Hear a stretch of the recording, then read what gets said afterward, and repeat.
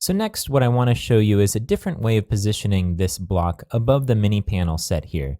So before, what we did was we repositioned the blocks by hiding them in one context and then displaying them in another context, but reordering the blocks just in that context to display the order that we wanted.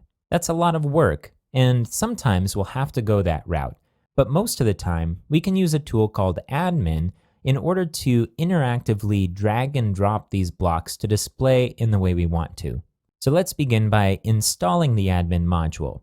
Here's the information that you need in order to install it. I'm going to use Drush. I'm going to type Drush DL admin and then Drush EN admin. Why? Okay, and we should have it, but I'm going to go to the modules listings page and I'm going to search for admin here.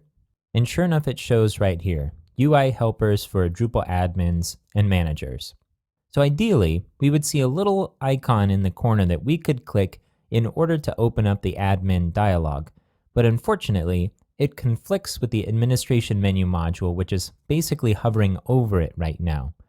We can still keep both enabled, but we're going to have to edit a setting in admin in order to position the icon in the lower left-hand corner instead of one of the upper corners. So to get to that, we're going to go to Configuration, User Interface, and Administration Tools. The layout here, we're going to set to horizontal in order to make sure it doesn't conflict with this upper portion here.